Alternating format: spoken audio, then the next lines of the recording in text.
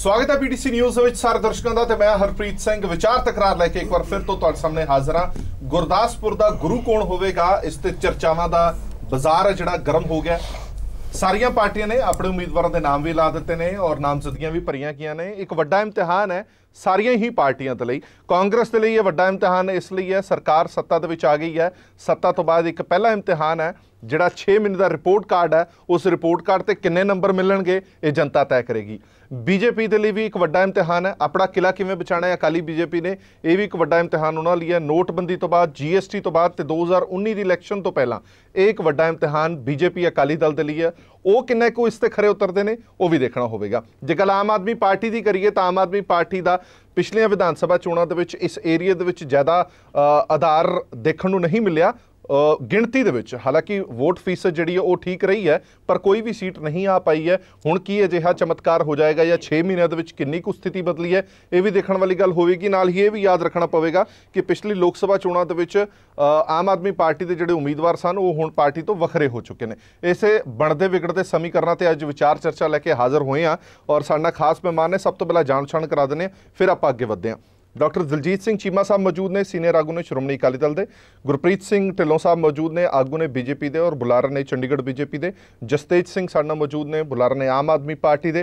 साधु सिंह बराड़ साहब मौजूद ने सीनियर पत्रकार ने और फतेह जंग सिंह बाजवा साहब मौजूद ने विधायक ने कादियों तो कांग्रेस के साडे नाल मौजूद ने कादियों तो। बहुत बहुत स्वागत है सारे मेहमानों का। और गुरदासपुर की जिहड़ी है वो जंग है जिहड़ी वो भखदी जा रही है। बाजवा साहब मैं शुरुआत तुहाडे तो ही करांगा। चलो तुहाडे तो ही शुरू करते हैं। आम चर्चा बन रही है खास तौर पर थोड़ी विरोधी पार्टियां दे वल्लों कि जाखड़ साहब नूं होर किसी तो डर या नुकसान होवे ना होवे अपने घर दे विच नुकसान बहुत ज़्यादा। इशारा तुहाडे वाला सीधा तुहाडे खेमे वाल।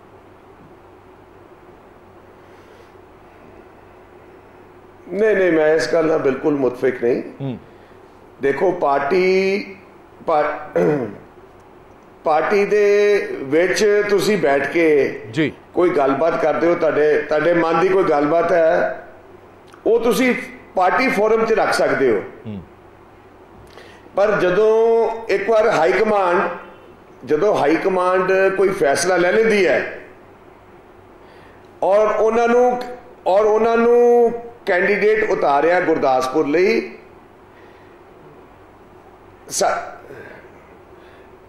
ਅਸੀਂ ਤੁਹਾਨੂੰ ਇਹ ਤੁਹਾਡਾ ਵਾਅਦਾ ਕਰਨੇ ਆ ਵੀ ਜਾਖੜ ਸਾਹਿਬ ਘੱਟੋ ਘੱਟ 1 ਲੱਖ ਵੋਟ ਤੋਂ ਵੱਧ ਜਿਤਾ ਕੇ ਭੇਜਾਂਗੇ। ਚਲੋ ਇੱਕ ਗੱਲ ਦੱਸੋ ਜਦੋਂ ਤੁਸੀਂ ਦਾਅਵੇਦਾਰੀ ਦੀ ਗੱਲ ਕਰਦੇ ਆ ਆਪਾਂ ਤੁਸੀਂ ਚਰਨਜੀਤ ਕੌਰ ਹੋਰਾਂ ਦੀ ਦਾਅਵੇਦਾਰੀ ਇਸ ਸੀਟ ਦੇ ਲਈ ਕੀਤੀ ਸੀਗੀ ਹੈ। ਚਲੋ ਹਾਈ ਕਮਾਂਡ ਨੇ ਉਸ ਨੂੰ ਪਸੰਦ ਨਹੀਂ ਕੀਤਾ ਔਰ ਜਦੋਂ ਹੁਣ ਤੁਸੀਂ ਕਹਿ ਰਹੇ ਹੋ ਕਿ ਹਾਈ ਕਮਾਂਡ ਨੇ ਜੋ ਫੈਸਲਾ ਕਰਤਾ ਅਸੀਂ ਮੰਨਾਂਗੇ ਮੈਂ ਸਿਰਫ ਇਹ ਜਾਣਨਾ ਚਾਹਨਾ ਕਿ ਦਾਅਵੇਦਾਰੀ ਚਰਨਜੀਤ ਕੌਰ ਹੋਰਾਂ ਦੀ ਜ਼ਿਆਦਾ ਮਜ਼ਬੂਤ ਸੀ ਇੱਥੋਂ।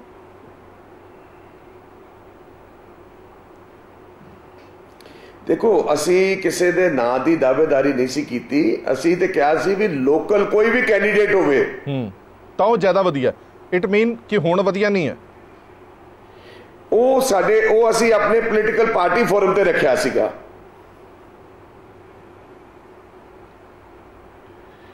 पर जदों पार्टी हाई कमांड ने कोई फैसला ले लिया नाले साडे PCC दे प्रधान ने जाखड़ साहब नहीं ठीक है असीं उस नूं सिर मत्थे प्रवान करदे साहब। मैं सिर्फ ये जानना चाहना तुसीं मांग कीती सी कि लोकल लीडर कोई होना चाहिए स्थानक आगू कोई होना चाहिए पर हुण पैराशूट राही जे कोई आगू आया तो हुण जी नहीं पैराशूट रही नहीं। देखो कांग्रेस पंजाब किड्डा का है तुसी जे पहले दसो विनोद खन्ना होरी जे बॉम्बे तो इत्थे आए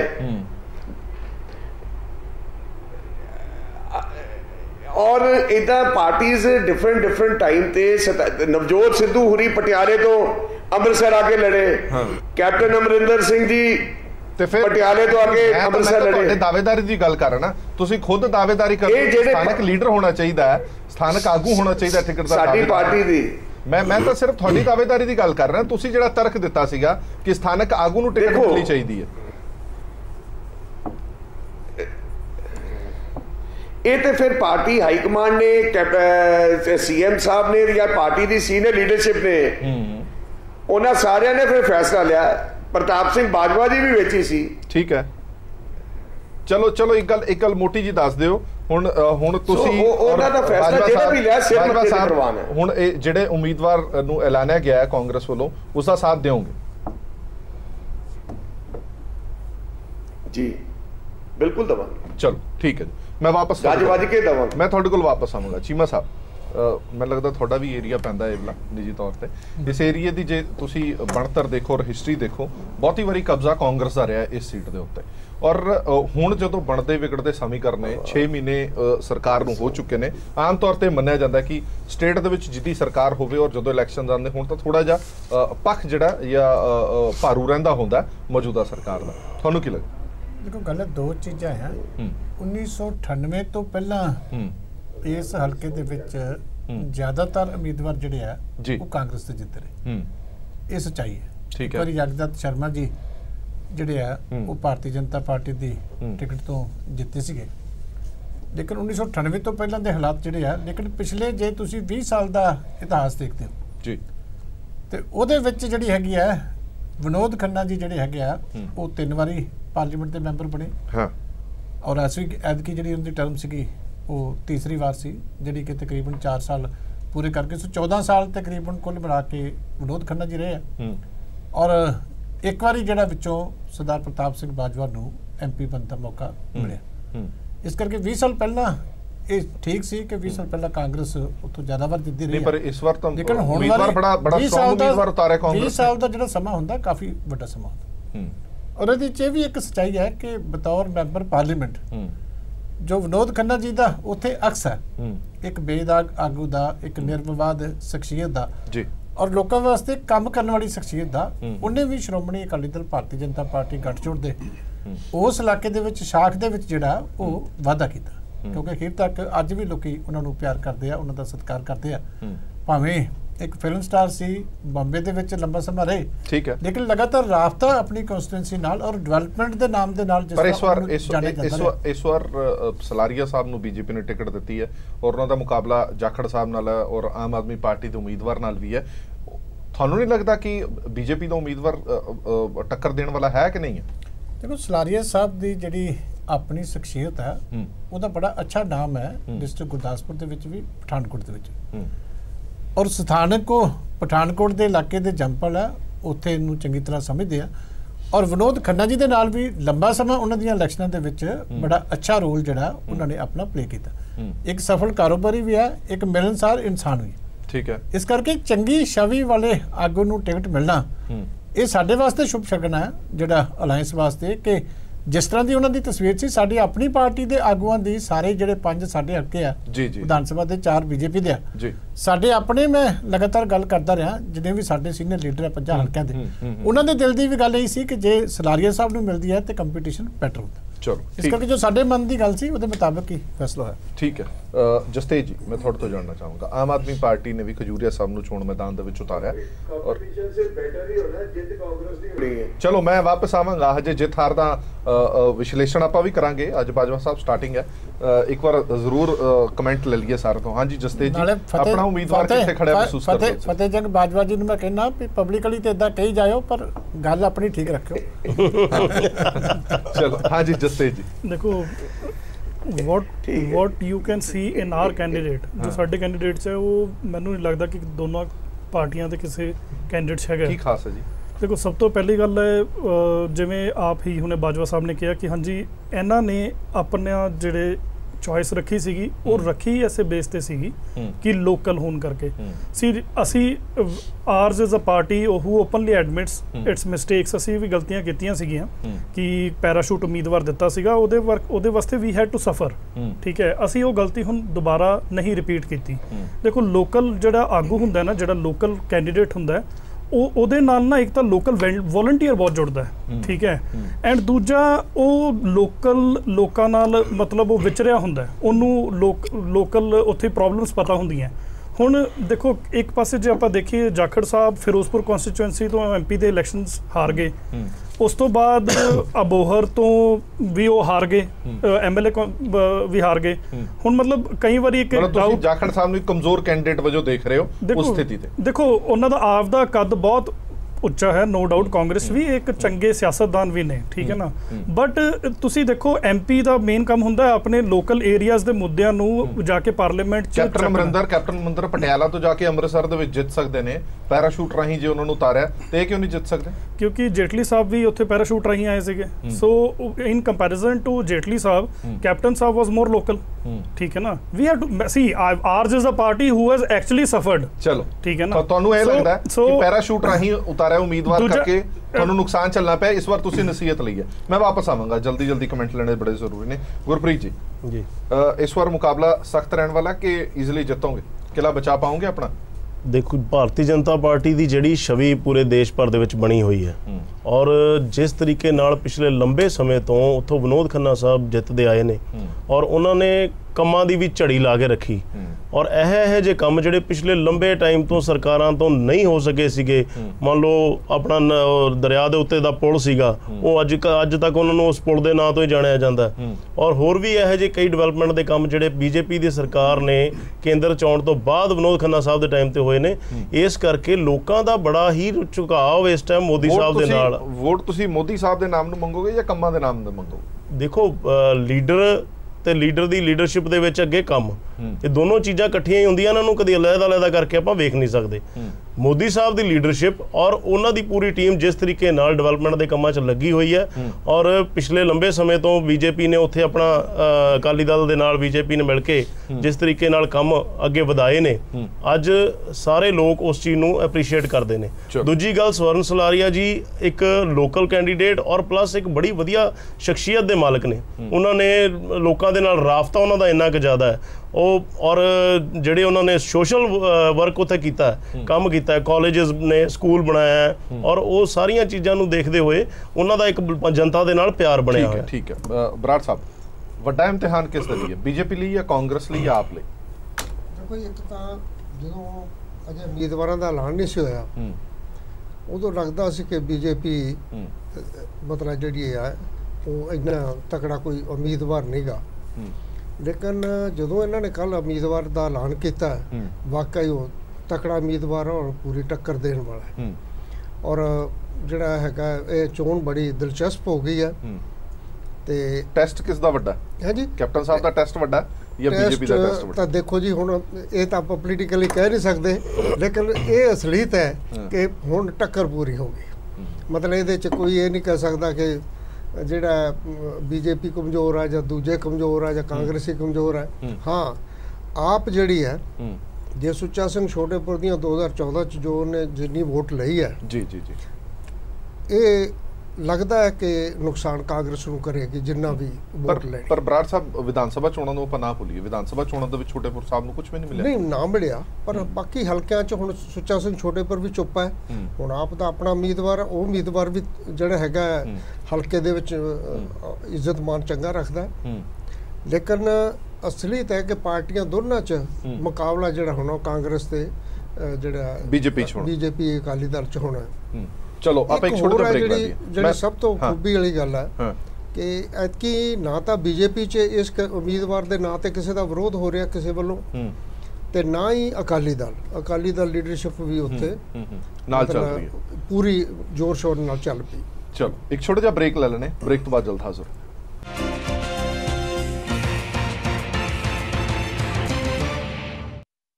ਬ੍ਰੇਕ ਤੋਂ ਬਾਅਦ ਦਰਸ਼ਕਾਂ ਦਾ ਇੱਕ ਵਾਰ ਫਿਰ ਤੋਂ ਸਵਾਗਤ ਹੈ। ਸਾਡੀ ਵਿਚਾਰ ਚਰਚਾ ਜਾਰੀ ਹੈ। ਗੁਰਦਾਸਪੁਰ ਜ਼ਿਮਨੀ ਚੋਣ ਆ ਗਈ ਹੈ ਔਰ ਉਸ ਦੇ ਲਈ ਸਾਰੀਆਂ ਪਾਰਟੀਆਂ ਨੇ ਕਮਰ ਕੱਸ ਲਈ ਹੈ। ਬਾਜਵਾ ਸਾਹਿਬ, ਮੈਂ ਇੱਕ ਗੱਲ ਤੁਹਾਡੇ ਤੋਂ ਇੱਕ ਸਪਸ਼ਟ ਗੱਲ ਦਾ ਜਵਾਬ ਜ਼ਰੂਰ ਜਾਣਨਾ ਚਾਹਾਂਗਾ। ਇਹ ਕਿਹਾ ਜਾ ਰਿਹਾ, ਕਿਆ ਸਰਾਈਆਂ ਇਹ ਵੀ ਲਾਈਆਂ ਜਾ ਰਹੀਆਂ ਨੇ ਕਿ ਜੇਕਰ ਜਾਖੜ ਸਾਹਿਬ ਨੂੰ ਟਿਕਟ ਨਾ ਦਿੱਤੀ ਜਾਂਦੀ, ਤੁਹਾਡੇ ਪਰਿਵਾਰ ਦੇ ਵਿੱਚੋਂ ਕਿਸੇ ਨੂੰ ਟਿਕਟ ਦਿੱਤੀ ਜਾਂਦੀ ਜਾਂ ਹੋਰ ਕਿਸੇ ਲੀਡਰ ਨੂੰ ਦਿੱਤੀ ਜਾਂਦੀ, ਤਾਂ ਉੱਥੇ ਵਿਰੋਧ ਹੋ ਸਕਦਾ ਸੀ ਟਿਕਟ ਦਾ, ਉੱਥੇ ਹੋਰ ਬਹੁਤ ਸਾਰੀਆਂ ਧਿਰਾਂ ਜਿਹੜੀਆਂ ਨੇ ਉਭਰ ਪੈਣੀਆਂ ਸੀ। ਇਸ ਲਈ ਸਾਰੀਆਂ ਧਿਰਾਂ ਨੂੰ ਸ਼ਾਂਤ ਕਰਨ ਦੇ ਲਈ ਸੁਨੀਲ ਜਾਖੜ ਸਾਹਿਬ ਨੂੰ ਚੋਣ ਮੈਦਾਨ 'ਚ ਉਤਾਰਿਆ ਗਿਆ। ਇਸ ਦਾ ਵਿਰੋਧ ਬਾਜਵਾ ਅਖੇਮਾ ਵੀ ਨਹੀਂ ਕਰੇਗਾ। ਨਹੀਂ, ਮੈਂ ਇਸ ਗੱਲ ਨਾਲ ਮੁਤਫਿਕ ਨਹੀਂ ਹਾਂ। ਦੇਖੋ, ਕਾਂਗਰਸ ਇੱਕ ਪਰਿਵਾਰ ਹੈ, ਹਰ ਪਾਰਟੀ ਕੋਲ ਅਧਿਕਾਰ ਹੈ ਟਿਕਟ ਮੰਗਣ ਦਾ ਜਾਂ ਆਪਣੀ ਗੱਲ ਰੱਖਣ ਦਾ।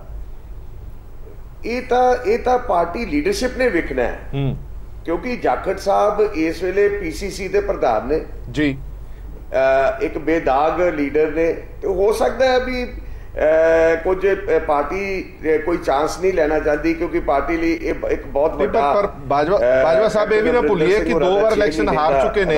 ਜਾਖੜ ਸਾਹਿਬ MP ਦੀ ਇਲੈਕਸ਼ਨ ਵੀ ਹਾਰ ਚੁੱਕੇ ਨੇ, MLA ਦੀ ਇਲੈਕਸ਼ਨ ਵੀ ਹਾਰ ਚੁੱਕੇ ਨੇ। ਆਮ ਆਦਮੀ ਪਾਰਟੀ ਕਹਿੰਦੀ ਹੈ ਕਿ ਕਮਜ਼ੋਰ ਕੈਂਡੀਡੇਟ ਹੈ, ਇਸ ਲਈ ਸਾਡੀ ਜਿੱਤ ਪੱਕੀ ਹੈ।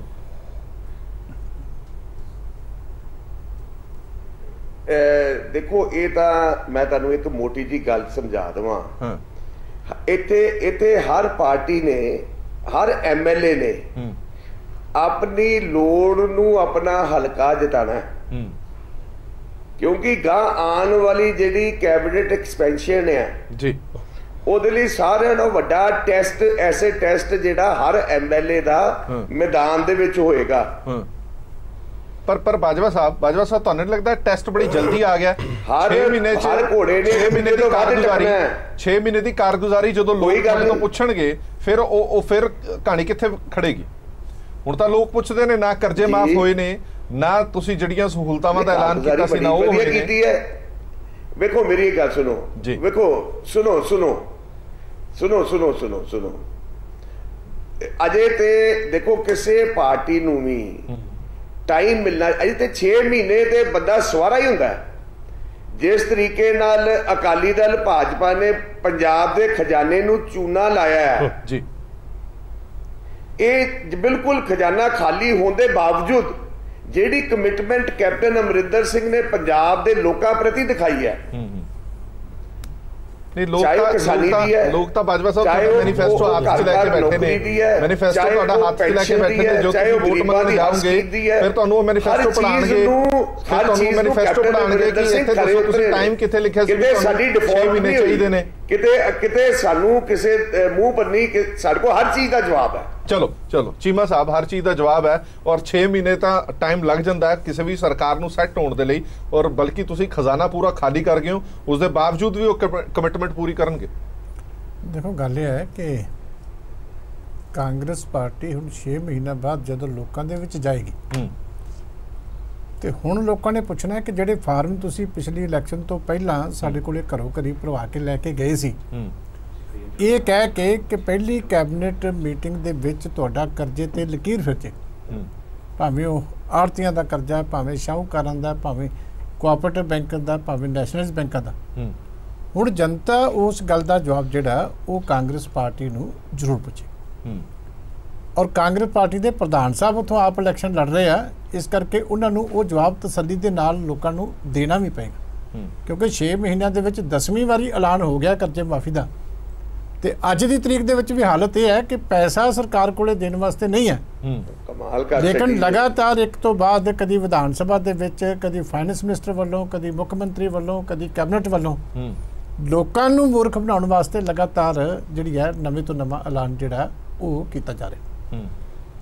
ਜਿਹੜੀਆਂ ਸਮਾਜਿਕ ਸਕੀਮਾਂ ਚੱਲਦੀਆਂ ਸੀ, ਪਛੜੀਆਂ ਸ਼੍ਰੇਣੀਆਂ ਵਾਸਤੇ ਬਿਜਲੀ ਦੇ ਯੂਨਿਟ ਅਸੀਂ ਮਾਫ ਕੀਤੇ ਸੀ, ਉਹ ਤਾਂ ਹੁੰਦਿਆਂ ਸਾਰੀ ਬੰਦ ਹੋ ਗਏ।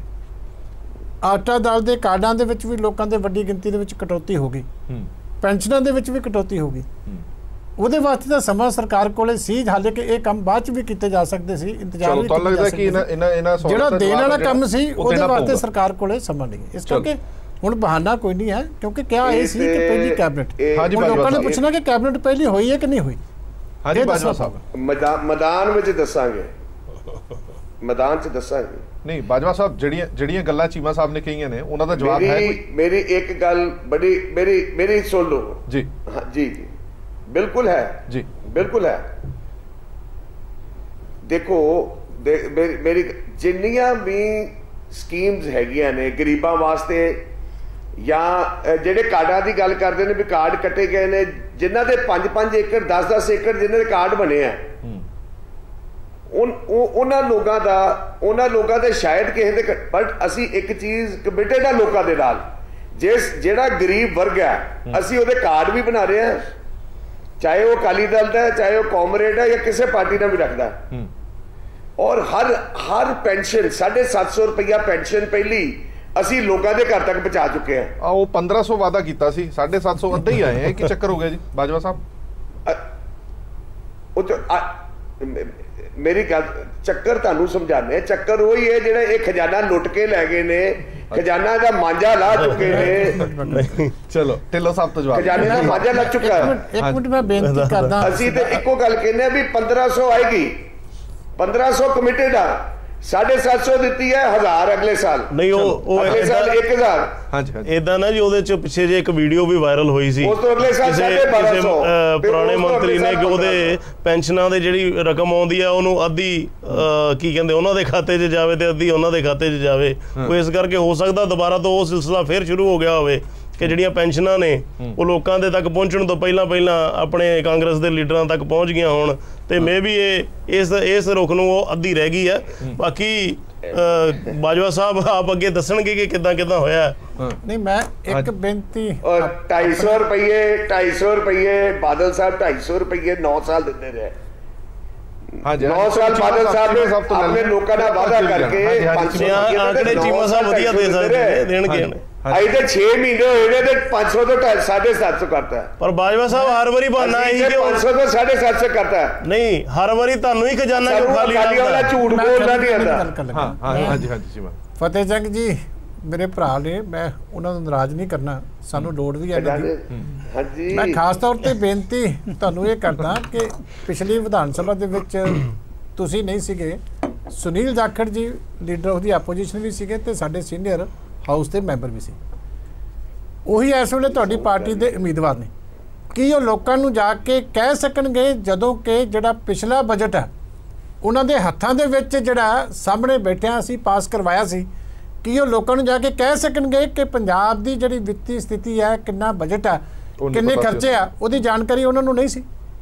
ਕੀ ਉਹ ਇਸ ਗੱਲ ਤੋਂ ਭੱਜ ਸਕਦੇ ਆ ਕਿ ਜਿਹੜਾ ਇੰਨਾ ਸੀਨੀਅਰ ਹਾਊਸ ਦਾ ਮੈਂਬਰ ਹੋਵੇ, ਅੱਜ ਉਹ ਪਾਰਟੀ ਦੇ ਪ੍ਰਧਾਨ ਨੇ, ਕੁਝ ਸਮਾਂ ਪਹਿਲਾਂ ਲੀਡਰ ਆਫ ਦੀ ਆਪੋਜੀਸ਼ਨ ਵੀ ਰਹੇ ਆ, ਔਰ ਜਿੰਨੇ ਬਜਟ 5 ਸਾਲਾਂ ਦੇ ਸੀ ਸਾਰਿਆਂ ਦੇ ਵਿੱਚ ਉੱਠ ਕੇ ਸਰਦਾਰ ਲਾਲ ਸਿੰਘ ਜੀ ਔਰ ਸੁਨੀਲ ਜਾਖੜ ਜੀ ਆਪਣੇ ਵਿਚਾਰ ਰੱਖਦੇ ਰਹੇ ਆ, ਕੱਲੀ ਡਾਟੇ ਨੂੰ ਕੋਟ ਕਰਦੇ ਰਹੇ ਆ।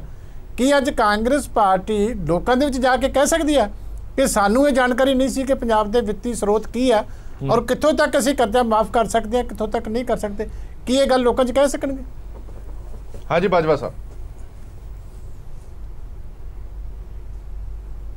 ਬਿਲਕੁਲ ਕਹਿ ਸਕਣਗੇ, ਕਿਉਂ ਨਹੀਂ ਕਹਿ ਸਕਣਗੇ।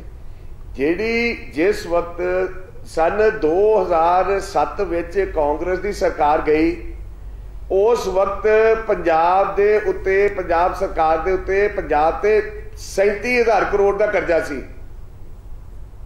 ਨਹੀਂ ਬਾਜਵਾ ਸਾਹਿਬ ਗੱਲ ਹੋ ਰਿਹਾ ਹੈ। ਬਾਜਵਾ ਸਾਹਿਬ ਚੀਮਾ ਸਾਹਿਬ ਪੁੱਛ ਰਹੇ ਨੇ ਕਿ ਤੁਸੀਂ ਜਦੋਂ ਇਹ ਕਹੋਗੇ ਕਿ ਖਜ਼ਾਨਾ ਖਾਲੀ ਹੈ ਇਸ ਲਈ 750 ਦੇ ਰਹੇ ਆ, ਅਗਲੀ ਵਾਰੀ 1500 ਦੇਾਂਗੇ, ਲੋਕ ਇਹ ਪੁੱਛਣਗੇ ਤੁਹਾਨੂੰ ਪਹਿਲਾਂ ਨਹੀਂ ਪਤਾ ਸੀ ਜਦੋਂ ਮੈਨੀਫੈਸਟੋ 'ਚ ਤੁਸੀਂ 1500 ਲਿਖ ਰਹੇ ਸੀ ਤਾਂ ਵੀ ਤਾਂ ਤੁਹਾਨੂੰ ਪਤਾ ਹੀ ਸੀਗਾ ਕਿ ਖਜ਼ਾਨਾ ਖਾਲੀ ਹੈ, ਤਾਂ ਕਿਉਂ 1500 ਲਿਖਿਆ? ਤਾਂ 750 ਲਿਖ ਦਿੰਦੇ। तो भाई एक सेकंड जे बादल साहब 9 साल 250 रुपया देंदे रहे, 500 कह के लोगों कहते रहे भी असी 500 रुपया करांगे। गांधी जी का नोट विखा के कहते सी। चलो मतलब जे वो 500 कह के 250 देंदे रहे तो ਤੁਸੀਂ 1500 ਕਹਿ ਕੇ 750 ਦਿੰਦੇ ਰਹੋਗੇ।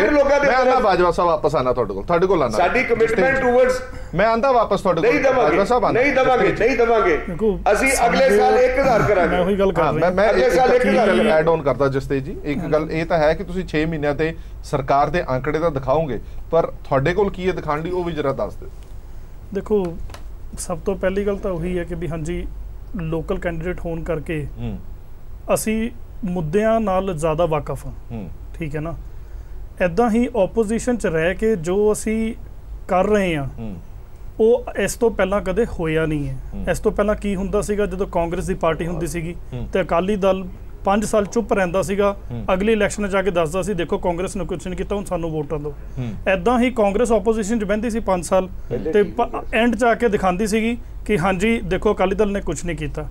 ਅੱਜ ਸਭ ਤੋਂ ਪਹਿਲਾਂ ਮੁੱਦੇ ਜਿਹੜੇ ਹੈ ਮੇਨ, ਐਂਡ ਮੈਂ ਇਹ ਨਹੀਂ ਕਹਿ ਰਿਹਾ ਕਿ ਵੀ ਮੈਂ ਕੋਈ ਲਿਸਟ ਲੈ ਕੇ ਨਹੀਂ ਬੈਠਾ ਮੈਨੀਫੈਸਟੋ ਦੀ, ਮੈਨੂੰ ਪਤਾ everything is not, Rome was not built in one day, but ਜਿਹੜੇ ਜ਼ਿਆਦਾ ਪਰਟੀਨੈਂਟ ਇਸ਼ੂਜ਼ ਹੈ ਕਿਸਾਨਾਂ ਨੂੰ ਲੈ ਕੇ, ਉਹ ਸਭ ਤੋਂ ਪਹਿਲਾਂ ਅਸੀਂ ਮੁੱਦੇ ਚੱਕੇ ਹੈ। ਮਾਈਨਿੰਗ ਮਾਫੀਆ 'ਚ ਵੀ ਮਿਨਿਸਟਰ ਸਾਹਿਬ ਦਾ ਨਾਮ ਆਉਂਦਾ ਰਿਹਾ, ਉਹ ਵੀ ਅਸੀਂ ਪਹਿਲਾਂ ਚੱਕਿਆ। ਠੀਕ ਹੈ। ਅਕਾਲੀ ਦਲ ਨੇ ਨਹੀਂ ਚੱਕਿਆ ਕਿਉਂਕਿ ਇਹਨਾਂ ਦਾ ਵੀ ਆਪ ਦਾ ਮਾਈਨਿੰਗ ਮਾਫੀਆ ਚੱਲਦਾ ਸੀਗਾ।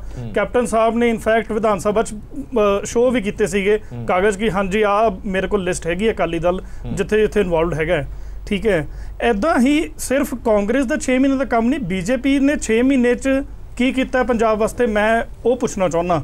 ਦੇਖੋ ਟੈਕਸ ਹੌਲੀਡੇ ਹੋਈ, ਠੀਕ ਹੈ, ਟੈਕਸ ਹੌਲੀਡੇ ਦੇ ਵਿੱਚ ਸਾਡੇ ਸ਼੍ਰੀਮਤੀ ਹਰਸਿਮਰਤ ਬਾਦਲ ਉੱਥੇ ਕੈਬਨਿਟ 'ਚ ਹੈਗੇ ਹੈ, ਐਦਾਂ ਹੀ ਵਿਜੇ ਸਾਂਪਲਾ ਜੀ ਹੈਗੇ ਹੈ, ਤੇ ਟੈਕਸ ਹੌਲੀਡੇ ਦੇਤੀ ਹਿਮਾਚਲ ਨੂੰ, ਕਿੱਥੋਂ ਇੱਥੋਂ ਜੌਬ ਜਨਰੇਸ਼ਨ ਹੋਏਗੀ ਪੰਜਾਬ 'ਚ। ਐਦਾਂ ਹੀ 1200 ਕਰੋੜ ਤੋਂ ਉੱਪਰ ਦੀ ਵੈਲਫੇਅਰ ਸਕੀਮਸ ਪੰਜਾਬ ਦੀਆਂ ਜਿਹਦੀ ਸੈਂਟਰਲ ਗ੍ਰਾਂਟ ਆਣੀ ਹੈ ਬੀਜੇਪੀ ਤੋਂ, ਉਹ ਅੱਜ ਤੱਕ ਪਿਛਲੇ ਆਈ ਨਹੀਂ। ਹੁਣ ਇਹ ਜਿਹੜੇ ਇਹ ਕਿਸ, ਮੈਂ ਉਹੀ ਤਾਂ ਕਹਿ ਰਿਹਾ ਕਿ ਇੱਕ ਦੂਜੇ ਦੀ ਕਮੀਆਂ ਦਿਖਾਉਣ 'ਚ ਇਹ ਲੋਕ ਬਿਜ਼ੀ ਨੇ। ਮੈਂ ਕਹਿੰਦਾ ਇਹਨਾਂ ਕੋਲ ਸਟਰੈਂਥ ਹੁੰਦੀ ਤਾਂ ਸ਼ਾਇਦ ਦਿਖਾਉਂਦੇ, ਠੀਕ ਹੈ ਨਾ।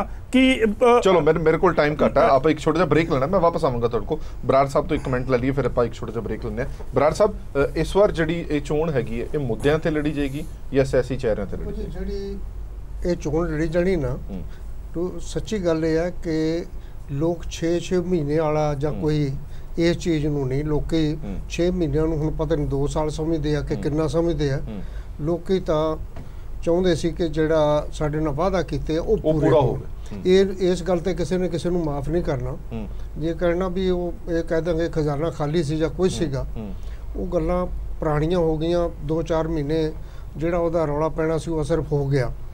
ਇਹ ਚੋਣ ਲੜੀ ਜਾਣੀ ਹੈ ਪੰਜਾਬ ਦੇ ਮੁੱਦਿਆਂ ਤੇ ਸਥਾਨਕ ਮੁੱਦਿਆਂ ਤੇ। ਇਹ ਤੇ ਠੀਕ ਆ, ਮੋਦੀ ਦਾ ਨਾਂ ਚੱਲੇਗਾ, ਉਹਦੇ ਨਾਲ ਭਾਜਪਾ ਜਿਹੜੀ ਆ ਉਹ ਇਕਜੁੱਟ ਹੋਏਗੀ ਕਿਉਂਕਿ ਭਾਜਪਾ ਤੇ ਉਹਦਾ ਪੂਰਾ ਅਸਰ ਹੈਗਾ। ਲੇਕਿਨ ਜਿੱਥੋਂ ਤੱਕ ਚੋਣ ਦੇ ਮੁੱਦੇ ਆ ਉਹ ਪੰਜਾਬ ਨਾਲ ਸੰਬੰਧਿਤ ਹੀ ਰਹਿਣੇ ਆ ਵੀ ਪੰਜਾਬ 'ਚ ਕਿਹਨੇ ਕੀ ਕੀਤਾ ਤੇ ਕਿਹਨੇ ਕੀ ਨਹੀਂ ਕੀਤਾ। ਠੀਕ ਹੈ, ਠੀਕ ਹੈ। ਤੇ ਸਥਾਨਕ ਲੀਡਰਸ਼ਿਪ ਕਾਂਗਰਸ ਦੀ, ਦੇਖੋ ਕਾਂਗਰਸ ਦੇ ਜਿੱਥੋਂ ਤੱਕ ਤਾਂ ਪਹਿਲਾਂ ਸੀਗਾ ਵੀ ਇਹਨਾਂ ਦੀ ਜਿਹੜੀ ਅਕਾਲੀ ਦਲ ਤੇ ਬੀਜੇਪੀ ਦਾ ਸੀਗਾ, ਪਿਛਲੀਆਂ ਵਿਧਾਨ ਸਭਾ ਚੋਣਾਂ 'ਚ ਭਾਜਪਾ ਦੇ ਜਿਹੜੇ ਲੋਕਲ ਸਥਾਨਕ ਉਮੀਦਵਾਰ ਸੀ ਜਾਂ ਜਿਹੜੇ ਲੀਡਰ ਸੀ, ਉਹਨਾਂ ਨੇ ਅਕਾਲੀ ਦਲ ਦੇ ਉਮੀਦਵਾਰਾਂ ਦਾ ਕੁਝ ਹਲਕਿਆਂ 'ਚ ਵਿਰੋਧ ਕੀਤਾ ਸੀ। ਲੇਕਿਨ ਪਿਛਲੇ ਕੁਝ 6 ਮਹੀਨਿਆਂ 'ਚ ਜਾਂ ਅਕਾਲੀ ਦਲ ਦੀ ਲੀਡਰਸ਼ਿਪ ਆ ਜਿਹੜੀ, ਉਹਦੀ ਸੋਚ ਜਿਹੜੀ ਲੰਮੀ ਹੋਣ ਕਰਕੇ ਉਹਨਾਂ ਨੇ ਇਸ ਚੀਜ਼ ਨੂੰ ਭੁਲਾ ਕੇ ਤੇ ਆਪਣੇ ਬੰਦਿਆਂ ਨੂੰ ਨਾਲ ਤੋਰ ਲਿਆ ਔਰ ਉਹਨਾਂ ਨੂੰ ਕਿਹਾ ਕਿ ਨਹੀਂ ਇਹ ਪਾਰਟੀ ਦਾ ਮੁੱਦਾ ਹੈਗਾ। ਕਾਂਗਰਸ ਦਾ ਹੁਣ ਦੇਖੋ ਅੱਜ ਹੀ ਕੋਈ ਨੈਟ ਤੇ ਆ ਰਿਹਾ ਸੀਗਾ। ਹਾਂ, ਮੈਂ ਸਵਾਲ ਪੁੱਛਾਂਗਾ ਵੀ ਬਾਜਵਾ ਸਾਹਿਬ ਜਿਹੜੇ ਆ ਉਹ ਪ੍ਰਤਾਪ ਸਿੰਘ ਬਾਜਵਾ ਜੀ, ਉਹ ਠੀਕ ਆ, ਉਹ ਸਥਾਨਕ ਉਹ ਟਿਕਟ ਲਈ ਉਹਨਾਂ ਨੇ ਜ਼ੋਰ ਲਾਇਆ ਸੀਗਾ, ਉਹਨੂੰ ਟਿਕਟ ਨਹੀਂ ਮਿਲੀ। ਹੁਣ ਇਹ ਵੇਖਣ ਵਾਲੀ ਗੱਲ ਅੱਗੋਂ ਵੀ ਉਹ ਕਿੰਨਾ ਕੁ ਕਾਂਗਰਸ ਪਾਰਟੀ ਉਹਨਾਂ ਨੂੰ ਨਾਲ ਚੱਲਦੇ ਨੇ ਕਿ ਨਹੀਂ ਚੱਲਦੇ। ਚਲੋ ਆਪਾਂ ਇੱਕ ਛੋਟਾ ਜਿਹਾ ਬ੍ਰੇਕ ਲੈ ਲਈਏ ਜੀ, ਇੱਕ ਛੋਟਾ ਜਿਹਾ ਹੋਰ ਬ੍ਰੇਕ ਲੈ ਲਈਏ। ਬ੍ਰੇਕ ਤੋਂ ਬਾਅਦ ਜਲਦ ਹਾਜ਼ਰ ਹੋਵਾਂਗੇ।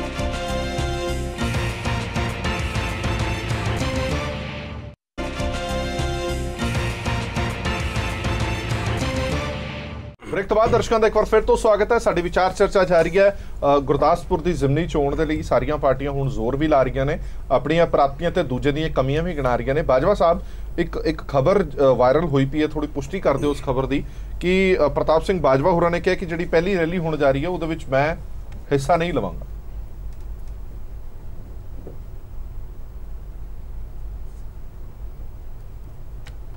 ਕਿਹੜੀ ਰੈਲੀ ਹੋਣ ਜਾ ਰਹੀ ਹੈ? ਜਿਹੜੀ ਵੀ ਤੁਹਾਡੇ ਉਮੀਦਵਾਰ ਦੀ ਰੈਲੀ ਹੋਣ ਜਾ ਰਹੀ ਹੈ ਗੁਰਦਾਸਪੁਰ ਦੇ ਵਿੱਚ, ਉਸ ਦੇ ਵਿੱਚ ਉਹਨਾਂ ਦੀ ਸ਼ਮੂਲੀਅਤ ਨਹੀਂ ਹੋਵੇਗੀ। ਜਦੋਂ ਪਰਚਾ ਭਰਨ ਗਏ ਸੀ ਤਾਂ ਵੀ ਦਿਖੇ ਨਹੀਂ ਬਾਜਵਾ ਸਾਹਿਬ। ਮੈਨੂੰ ਇਸ ਗੱਲ ਦਾ ਨਹੀਂ ਪਤਾ। ਮੇਰੇ ਜਦੋਂ ਪਰਚਾ ਭਰਨ ਗਏ ਸੀ ਉਹਨਾਂ ਨੂੰ ਦਿੱਲੀ ਕੋਈ ਕੰਮ ਸੀਗਾ, ਉਹਨਾਂ ਨੇ ਇਹ ਗੱਲ ਪਾਰਟੀ ਹਾਈ ਕਮਾਂਡ ਨੂੰ ਵੀ ਦੱਸਿਆ ਜੀ, ਔਰ ਪਾਰਟੀ ਹਾਈ ਕਮਾਂਡ ਨੂੰ ਉਹਨਾਂ ਨੇ ਇਹ ਵੀ ਕਿਹਾ ਵੀ ਮੈਂ ਆ ਕੇ ਪੂਰਾ ਹਿੱਸਾ ਲਵਾਂਗਾ। ਮੈਂ ਹਾਂ ਉਹ ਮੇ ਬੀ 1-2 ਦਿਨਾਂ ਦੇ ਵਿੱਚ ਉਹ ਆਣਗੇ ਆਪਣੇ ਸਾਰੇ ਏਰੀਆਜ਼ ਦੇ ਵਿੱਚ ਜਾ ਕੇ, ਉਹ ਜਾ ਕੇ ਆਪਣੀ ਲੋਕਾਂ ਤੇ ਆਪਣੀ ਪਾਰਟੀ ਦੇ ਵਰਕਰਾਂ ਦੇ ਵਿੱਚ ਜਾ ਕੇ ਮਦਦ ਕਰਨਗੇ। ਤੇ ਜਿਹੜਾ ਤੋਖਲਾ ਹੈ ਜਿਹੜਾ ਤੋਖਲਾ ਪ੍ਰਗਟਾਇਆ ਜਾ ਰਿਹਾ ਬਾਜਵਾ ਸਾਹਿਬ ਕਿ ਨੁਕਸਾਨ ਕਾਂਗਰਸ ਪਾਰਟੀ ਦੇ ਆਪਣੇ ਹੀ ਕਰਨਗੇ, ਉਹ ਤੋਖਲਾ ਦੂਰ ਕਰੋਗੇ?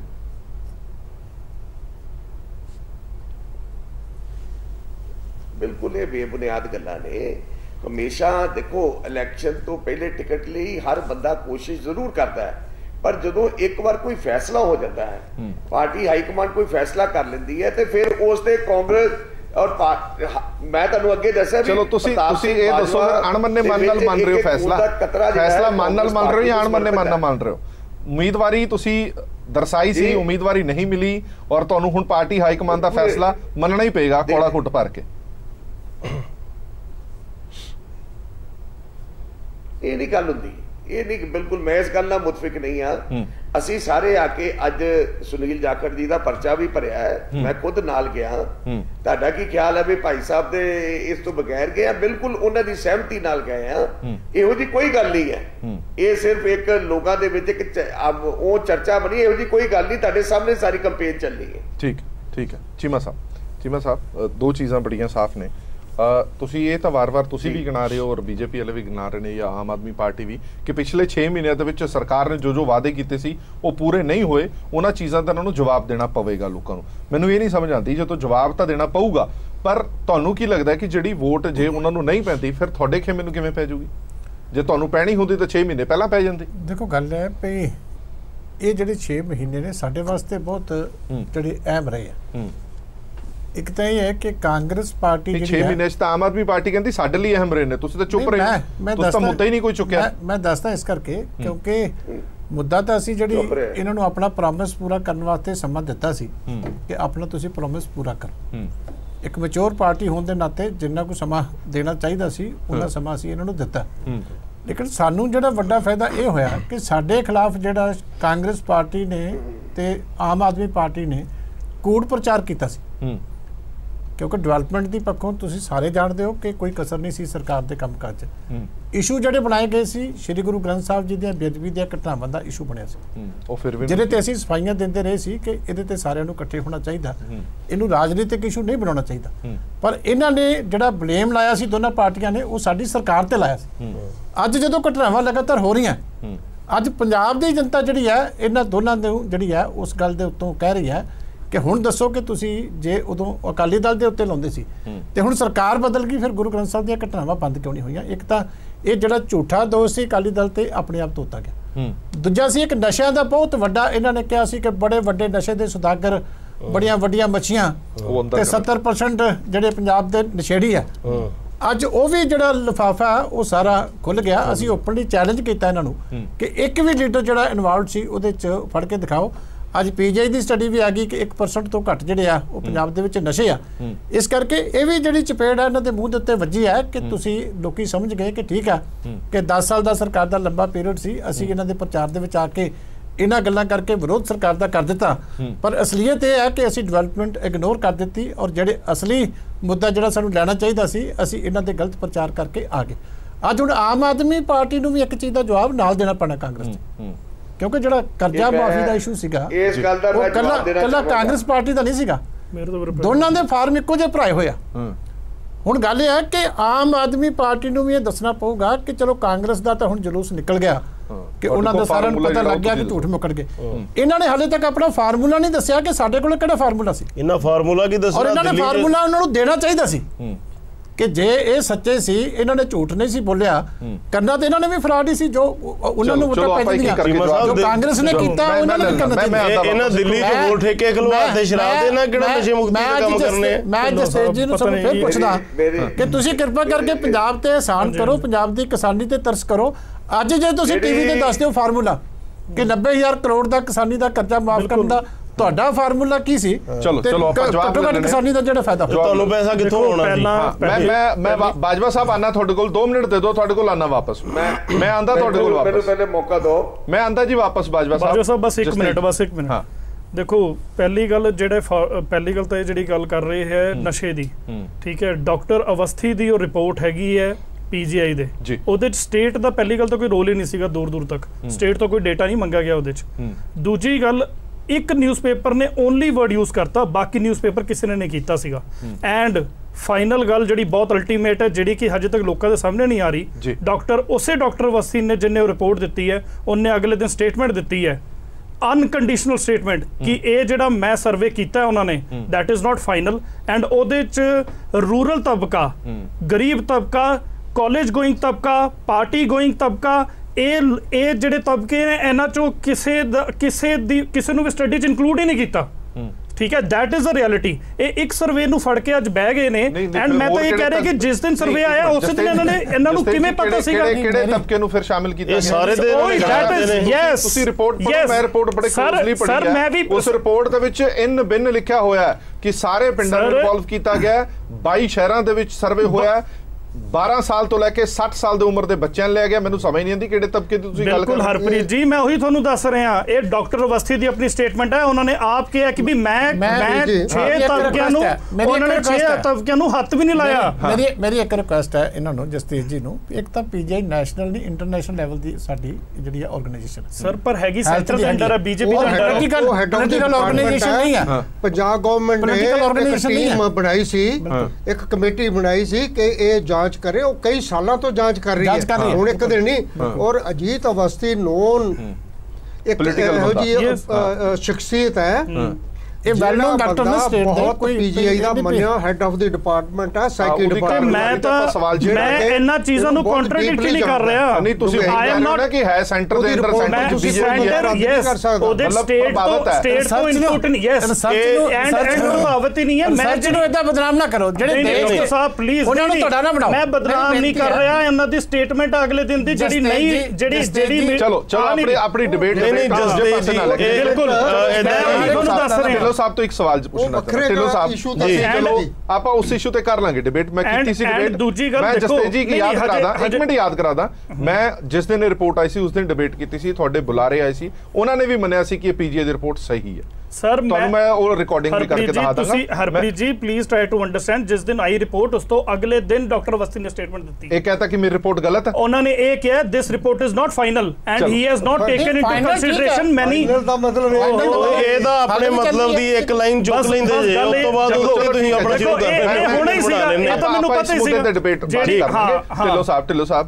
ਤੁਸੀਂ ਵਾਰ-ਵਾਰ ਗੱਲ ਸਟੇਟ ਗਵਰਨਮੈਂਟ ਦੀ ਕਰਦੇ ਹੋ ਜਾਂ ਹੋਰਾਂ ਗੱਲਾਂ ਦੀ ਕਰਦੇ ਹੋ। ਕਿਹੜੇ ਪਿੰਡ ਚ 70% ਨਸ਼ਈ ਹੈ? ਕਿਹੜੇ ਪਿੰਡ? ਤੁਹਾਡੇ ਪਿੰਡ ਚ, ਮੇਰੇ ਪਿੰਡ ਚ ਹੈਗੇ ਸਰ 20 ਕਰੋੜ ਦਾ ਨਸ਼ਾ ਰੋਜ਼ ਹੁੰਦਾ ਸੀਗਾ। This is also a report. If you don't know about that report then what can I do?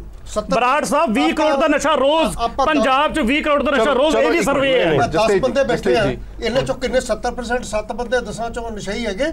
ਇੱਥੇ 10 ਬੰਦੇ ਤੁਸੀਂ ਇਹਨਾਂ ਪੈਨਲ ਦੀ ਗੱਲ ਕਰ ਰਹੇ ਹੋ? ਨਹੀਂ ਸ਼੍ਰੀਮਾਨ ਜੀ, ਤੁਸੀਂ ਤੇ ਇੱਕ ਪ੍ਰੋਪੋਗੰਡਾ, ਇੱਕ ਪੰਜਾਬ ਨੂੰ ਬਦਨਾਮ ਕਰਨ ਦਾ ਪ੍ਰੋਪੋਗੰਡਾ ਤੁਸੀਂ ਬਣਾਇਆ ਸੀਗਾ।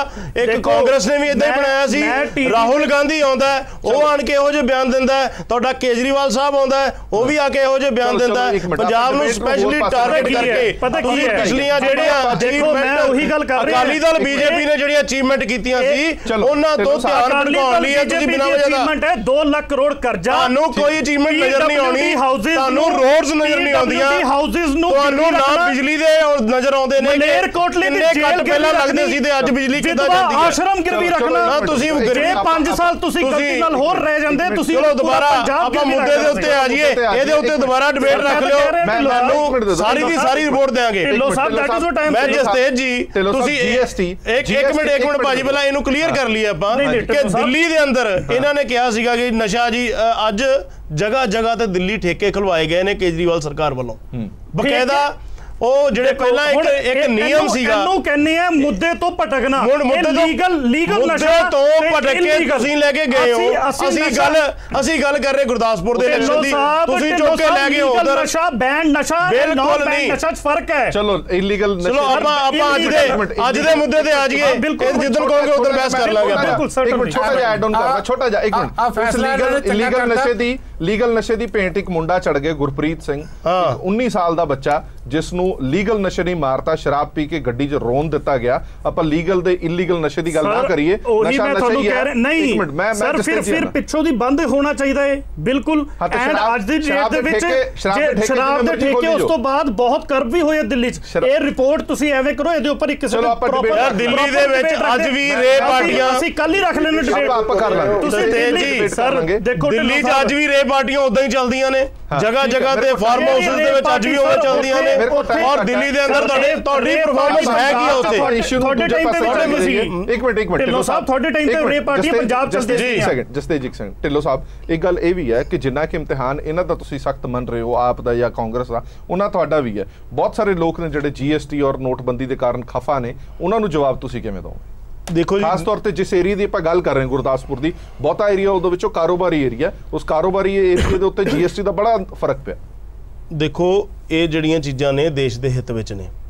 ਨੋਟਬੰਦੀ ਦਾ ਰੌਲਾ ਸਾਡੇ ਜਦੋਂ ਨੋਟਬੰਦੀ ਹੋਈ ਸੀ ਚੰਡੀਗੜ੍ਹ ਦੇ ਵਿੱਚ ਇਮੀਡੀਏਟ ਉਸ ਤੋਂ ਬਾਅਦ ਇਲੈਕਸ਼ਨ ਸੀਗੀ, ਨਵੰਬਰ ਦੇ ਵਿੱਚ ਨੋਟਬੰਦੀ ਹੋਈ ਹੈ ਔਰ ਸਾਡਾ 18 ਤਰੀਕ ਦਾ ਇਲੈਕਸ਼ਨ ਸੀਗਾ ਚੰਡੀਗੜ੍ਹ ਦੇ ਅੰਦਰ ਕਾਰਪੋਰੇਸ਼ਨ ਦਾ। ਸਾਰੇ ਕਹਿ ਰਹੇ ਸੀਗੇ ਕਿ ਇਹ ਨੋਟਬੰਦੀ ਜਿਹੜੀ ਹੈ ਰੋਲ ਕੇ ਰੱਖ ਦੇਗੀ ਬੀਜੇਪੀ ਨੂੰ, ਲੇਕਿਨ ਜਿੱਦਣ 20 ਤਰੀਕ ਨੂੰ ਰਿਜ਼ਲਟ ਨਿਕਲਿਆ ਔਰ ਅਸੀਂ ਅੱਜ ਤੱਕ ਦੀ ਸਭ ਤੋਂ ਬੈਸਟ ਪਰਫਾਰਮੈਂਸ ਇੱਥੇ ਦਿੱਤੀ ਔਰ ਲੋਕਾਂ ਨੇ ਮੋਦੀ ਦੇ ਹੱਕ ਵਿੱਚ ਵੋਟ ਪਾਈ ਇਸ ਨੋਟਬੰਦੀ ਤੋਂ ਬਾਅਦ। ਇਮੀਡੀਏਟ ਬਾਅਦ ਸਾਡਾ ਪਹਿਲਾ ਇਲੈਕਸ਼ਨ ਸੀ ਔਰ 26 ਦੇ ਵਿੱਚੋਂ 21 ਸੀਟਾਂ ਅਸੀਂ ਜਿੱਤੀਆਂ, ਜਦ ਕਿ ਕਾਂਗਰਸ ਜਿਹੜੀ ਉਹ 4 ਸੀਟਾਂ ਦੇ ਉੱਤੇ ਸਿਮਟ ਕੇ ਰਹਿ ਗਈ। ਇਹ ਉਹਦਾ ਰਿਜ਼ਲਟ ਸੀਗਾ।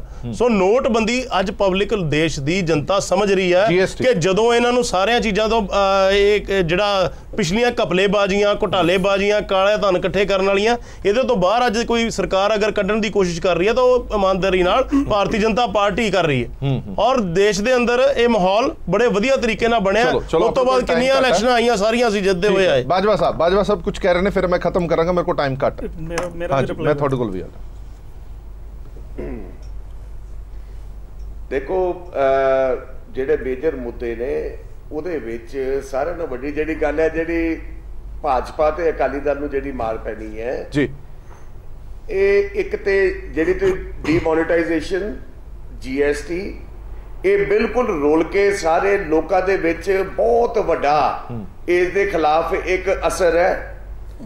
ਜਿੱਦਾਂ ਤੁਸੀਂ ਗੱਲ ਕੀਤੀ ਹੈ ਵੀ ਗੁਰਦਾਸਪੁਰ, ਪਠਾਨਕੋਟ, ਬਟਾਲਾ ਜੀ, ਇਹ ਸਾਰੇ ਵਪਾਰਕ ਏਰੀਆ, ਇਹਦੇ ਨਾਲ ਲੋਕਾਂ ਨੂੰ ਇੰਨਾ ਸੈਟਬੈਕ ਹੋਇਆ ਹੈ ਵੀ 1 ਮਹੀਨੇ ਦੇ 3 ਵਾਰ ਉਹਨਾਂ ਨੂੰ ਆਪਣੀ ਬੈਲੈਂਸ ਸ਼ੀਟਾਂ ਬਣਾ ਰਹੀਆਂ ਪੈ ਰਹੀਆਂ। ਚਲੋ ਠੀਕ ਹੈ, ਹਾਂਜੀ, ਇਹ ਸਾਰਾ ਕੂੜ ਪ੍ਰਚਾਰ ਹੈ। ਦੇਖੋ ਨਾ ਸਮਝ ਨਹੀਂ ਲੱਗਦੀ ਲੋਕਾਂ ਨੂੰ ਵੀ ਅਸੀਂ ਪੈਰਾਸਿਰ ਕਿੰਨੇ ਹੋਵਾਂਗੇ। ਨਹੀਂ, ਤੁਸੀਂ ਆਪਣੇ ਔਰ ਇਹਦੇ ਨਾਲ ਜਿਹੜਾ ਇਹ ਕੂੜ ਪ੍ਰਚਾਰ ਜਿਹੜੀ ਗੱਲ ਕਰਦੇ ਨੇ ਸਭ ਤੋਂ ਵੀ ਜਿਹੜਾ ਅਕਾਲੀ ਦਲ ਲੋਕਾਂ ਨੇ ਤੀਜੇ ਲਾਗੂ ਹੋਣ ਦੇ ਜਿਹੜੀ ਜਗ੍ਹਾ ਲਿਆ ਕੇ 15 ਸੀਟਾਂ ਤੇ ਰਹਿ ਗਏ ਨੇ। ਇਹ ਕਿਹਾ ਸੀ ਕਿ ਸਾਡੀ ਸਟੇਟ ਦਾ 5 ਉਹਦਾ ਕੀ ਜਵਾਬ ਦੇਣਗੇ ਲੋਕਾਂ ਨੂੰ? ਕਿਰਪਾ ਕਰਕੇ ਆਪਣੇ ਫਾਈਨੈਂਸ ਬਹੁਤ ਬੁਰਾ ਹਾਲ ਹੈ, ਆਪਣੇ ਬਹੁਤ ਬੁਰਾ ਹਾਲ ਹੈ ਇਹਨਾਂ ਦਾ। ਸਟੇਟਮੈਂਟ ਜਿਹੜੀ GST ਇਹਨਾਂ ਦਾ ਪੰਜਾਬ ਦੇ ਵਿੱਚ ਬਹੁਤ ਵੱਡੀ ਕਾਂਗਰਸ ਦੀ ਜਿੱਤ ਹੋਏਗੀ। ਰਿਕਾਰਡ GST ਦਾ ਅਮਰਿੰਦਰ ਸਿੰਘ ਬਹੁਤ ਵਧੀਆ ਰਾਜ ਦੇ ਰਹੇ ਹਨ, ਲਾਅ ਐਂਡ ਆਰਡਰ ਵਧੀਆ। ਇਸ ਕਰਕੇ ਇਲੈਕਸ਼ਨ ਚ ਹੋਰ ਭਾਸ਼ਾ ਬਾਜਵਾ ਸਾਹਿਬ ਚਲੋ ਮੈਂ ਸਵਾਲ ਅੱਗੇ ਦੁਹਰਾ ਦੇਣਾ। ਬਾਜਵਾ ਸਾਹਿਬ ਆਪਣੇ ਕੋਲ ਟਾਈਮ ਘੱਟ ਹੈ, ਮੈਂ ਫਟਾਫਟ ਦੱਸ ਦੇਣਾ। ਚੀਮਾ ਸਾਹਿਬ ਕਹਿੰਦੇ ਨੇ ਕਿ ਤੁਹਾਡੇ ਫਾਈਨੈਂਸ ਮਿਨਿਸਟਰ ਨੇ ਸਭ ਤੋਂ ਪਹਿਲਾਂ ਵੈਲਕਮ ਕੀਤਾ ਸੀ GST ਦਾ ਔਰ ਤੁਸੀਂ ਉਹਦਾ ਵਿਰੋਧ ਕਰ ਰਹੇ ਹੋ।